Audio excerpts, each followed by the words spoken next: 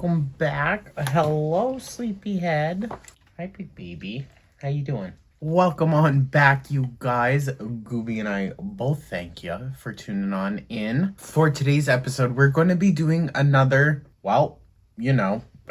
series breakdown, I guess. Like, we're not doing a deep dive into these movies, but I do want to cover them. Might as well. I think it'd be a little fun. We're going to be discussing the Hell House LLC franchise. This is a little bit different for us. I feel like, we don't get into the schlock of it all, or really like found footage for that matter, I guess. So I'm here for it. I'm a little excited. Just a little. I think it'll be interesting, to say the least. But yeah, I do enjoy the franchise. I mean, a bit. I like the first one. The second one's all right. The third one, I think, is maybe a bit better. The fourth, it's all right. Not my favorite, but we will talk about them. I do think, it's just a fun movie in general. It would be really fun to watch with friends. And I think on first watching, it's genuinely, creepy. If you don't like clowns, if you don't like ghosts, this movie has it. So it's very Paranormal Activity kind of vibes, but I would say not as ghosty ghost. I don't know. It feels more real. So written and directed by Stephen Cognetti, produced by Joey Bendelli. 5 years after 15 people were killed during a haunted house tour, a documentary crew visits the scene to investigate what really happened. Ryan Jennifer Jones plays Sarah Havel. Adam Schneider plays Andrew. Danny Bellini is Alex Taylor. Jared Hacker plays Tony Prescott. And Gore Abrams is Paul. So, yeah, very limited cast. I love just a very simple found footage film. I wouldn't say this one is simple because it cuts in a lot of the news clips and everything like that. So I would say not the simplest in terms of found footage, but I do think it does its job well. You can tell that it's not necessarily professionally done, but that's okay. And we are, of course, going to be breaking down this series because, well, to be honest, the Halloween franchise is just too big. This is our first October really doing something, so maybe next year. Although it would take months just to go through all the movies. Oh my god. But these movies do take place during October, so I felt like it was the perfect little franchise for us to break down this month. So yeah, let's dive on in. On October 8th, 2009, an unexplained tragedy occurred at Hell House, a haunted house attraction in the town of Abaddon, upstate New York, in which 15 people, including nearly all of the staff, died in what authorities declared a severe malfunction. Now, this place, it's not in upstate New York. It's actually about 6 or so hours away in Pennsylvania. You can go and visit the Abaddon Hotel. It is a haunted house. I mean, during the October season, so you can go to it then. I don't think it's open year round. It's old. A documentary crew investigating the tragedy, led by producer Diane Graves, interviews people familiar with the case and finds rumors of something supernatural behind the tragedy. The crew tracks down the sole surviving Hell House staff member, Sarah Havel, who provides them with uncut, behind-the-scenes footage that Hell House staff shot up to the tragedy. Sarah's tapes document the company's arrival at the dilapidated Hotel Abaddon in Rockland County, New York, as they set it up for Halloween. CEO Alex plans the attraction's layout to culminate in a scene in the basement of an actress chained up, about to be sacrificed to a cult. Now, there is foreshadowing in this, and I would say this movie doesn't necessarily answer all the questions that we have about the Abaddon Hotel, but the franchise in and of itself begins to explain a bit more, So it's going to be fun to break down and decode everything. I will say, though, that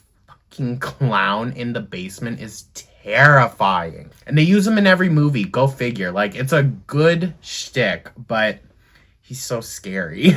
They hire several local scare actors, including Melissa, who shares with Alex and cameraman Paul that the hotel is rumored to be haunted. Their interviews give the documentary crew further context. The hotel was originally constructed by alleged cultist Andrew Tully, who chose the location based on the town sharing the name Abaddon, with a demon who guarded the gateway to hell.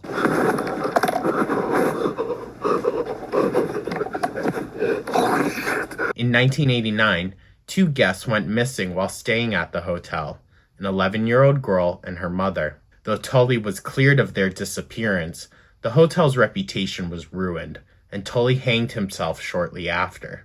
I do enjoy the lore of Andrew Tully. I think it also kind of centers us throughout most of the narrative. Even once the hotel is taken away, we are still connected to that original story of Andrew Tully. As they set up the house, the Hell House team begins capturing supernatural events on camera, such as the clown mannequin moving on its own, shadowy figures appearing and disappearing during strobe light tests, and Paul and Sarah being possessed. Despite this, Alex is determined to open the attraction on schedule. And we start to get like this weird vibe from Alex as things progress. I mean, it'll all make sense later, but like you can really see a shift in him, you can see a shift in the others, but I just love the very subtle horror that happens. Like that one scene of the guy in bed and that shadowy figure comes in the doorway and he just assumes it's one of his friends, but like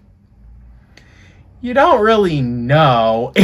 It's just creepy. As the haunting escalates, Paul considers quitting despite his loyalty to Alex. Later that night, Paul goes missing after being assaulted by a ghost girl. The next day, the crew finds Paul in the basement in a dazed state. Shit. I gotta get up. Hey! Tony, the staff technician, quits after an increasingly delusional Alex continues to push forward. However, Mac convinces him to stay for Alex's sake. Who's Mac? I didn't have him on the list. Sorry, Mac. Hell House opens to a large turnout. However, things quickly go awry as the audience learns the tragedy's origin. In the basement scene, Melissa is suddenly and brutally killed by a shadowy ghost cultist, causing a stampede of guests. In the chaos, Tony is killed trying to save Melissa. Mac and Sarah find each other in the panic and flee to the attic, where they find Alex hanged. Sarah flees as Mac is surrounded and killed by shadowy ghost cultists. In the present, Sarah asks for a break from the interview. Now, this movie was really strong for me. I think the ending is where it loses me a little bit. Like, they did such a strong job alluding to the tragedy, and then when the tragedy actually happened, we still really didn't understand, like, what the hell went down.